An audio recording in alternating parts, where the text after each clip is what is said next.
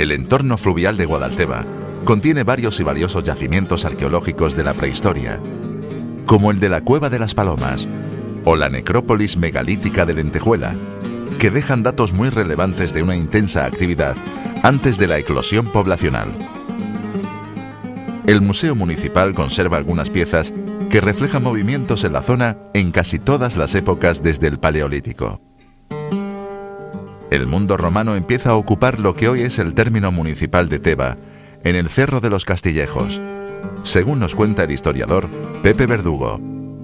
En los Castillejos está también el primer asentamiento del mundo romano, precisamente, ¿no?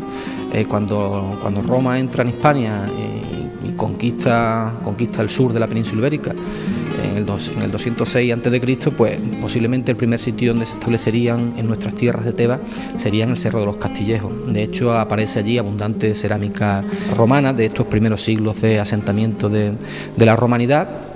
Y en un momento dado, 200 años después aproximadamente de que los romanos estén ya en nuestras tierras, pues se evidencia que el Cerro de los Castillejos empieza a decaer, empieza a haber menos cultura material y se sabe que es un sitio que se va poco a poco dejando, porque en aquel momento es precisamente cuando se funda la antigua ciudad romana del Cortijo del Tajo, ¿no? Hoy sabemos que se llamaba Teba, tal cual, Teba con H intercalada, porque existe un ara funeraria de un personaje, Lucio Aurelio, que era de Teba precisamente, y sabemos ya, por esta ara funeraria sabemos que el nombre de Teba en el mundo romano era este Teba, ¿no?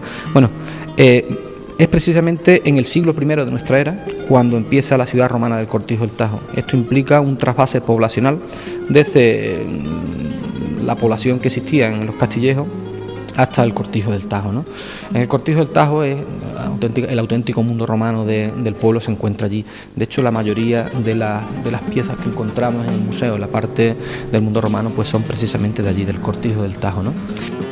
Tras el despoblamiento de esta zona y la decadencia del siglo IV a.C., llega la civilización visigoda, que tendría una corta repercusión por la llegada inminente del mundo musulmán. Una cultura que ha dejado su impronta en el urbanismo y arquitectura que hoy muestra el municipio. De hecho, ya sabemos también que en el mundo musulmán la Teba romana empieza a llamarse Itaba, ¿no? Y de hecho el castillo de la estrella se llamará Isn Atiba, ¿no? Fortaleza de Teba, ¿no? No solamente es el castillo de Teba, desde luego, el único centro importante dentro del mundo musulmán. Posiblemente desde el punto de vista de la población, lo más importante a destacar dentro del mundo musulmán sería el yacimiento que tenemos en Nina. Nina es un despoblado actual, un sitio de poblamiento andalusí que existe cerca del pueblo, donde posiblemente aquella gente que al principio del mundo musulmán vivirían todavía en la zona del antiguo yacimiento del Cortijo del Tajo, irían asentándose poco a poco en la zona esta de Nina, desde la cual pues se labraría y se cultivaría abundantemente la tierra, ¿no? De todas formas, a partir de aproximadamente el siglo XI-XII, cuando empieza a construirse el castillo de Teba, posiblemente pues la población empieza también a dispersarse desde allí, desde Nina, ¿no? Y de hecho, cuando las tropas castellanas empiezan ya a hacer abundantes incursiones por nuestra zona, estas tierras de Tebas posiblemente estarían bastante despobladas y la gente tendería a irse hacia otro lado. La reconquista cristiana de la península ibérica tiene en Teba un punto importante de inflexión. Las batallas que se vivieron en el entorno del Castillo de la Estrella, con Alfonso XI y Sir James Douglas a la cabeza, sirvieron para lograr un fortín estratégico en la frontera con el Reino de Granada. Una vez que el castillo se toma por las tropas de Alfonso XI, pues comienza otra etapa de la villa de Teba, ¿no? Es una etapa primero de transición de un par de siglos donde prácticamente no existiría población en Teba, porque al estar situada Teba en la frontera, pues no sería un sitio tampoco muy adecuado para que las nuevas poblaciones castellanas vivieran. Todo ello pese a que los reyes castellanos intentaron por activa y por pasiva conceder importantes privilegios a aquellos pobladores que quisieran venirse al pueblo, ¿no? Les concedían excepciones fiscales, no tenían que pagar impuestos, les daban tierras gratis, etcétera, etcétera, pero al estar situados en una zona de frontera, una zona castigada frecuentemente por las razias musulmanas que venían desde Granada, pues no interesó mucho el tema a los posibles pobladores castellanos, y no hubo importantes recesiones a esas llamadas para que la gente viniera a poblar el pueblo, ¿no?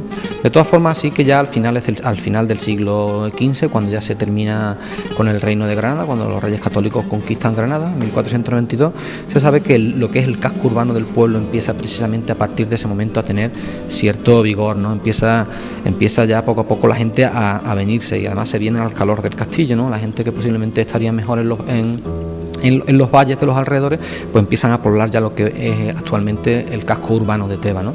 Siempre al calor del castillo.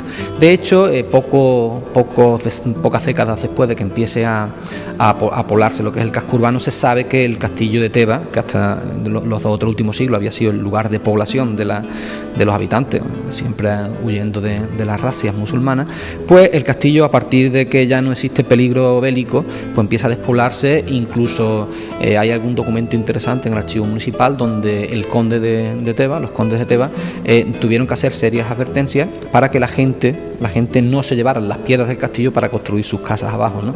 Señal inequívoca de que eso era una actividad que se estaba haciendo y de que el castillo poco a poco estaba arruinándose. La época moderna y contemporánea, tras la reunificación de los reyes católicos, se caracterizó por los diversos condes y nobles que rigieron su poder en el municipio. El crecimiento fue constante desde entonces, siendo lugar de referencia en varias rutas comerciales. Ya en el siglo XIX, lo más peculiar fue el levantamiento revolucionario de los trabajadores ante las opresiones de los poderosos, que han dejado un sentir que todavía se nota en el devenir actual de la localidad y en las costumbres de sus vecinos.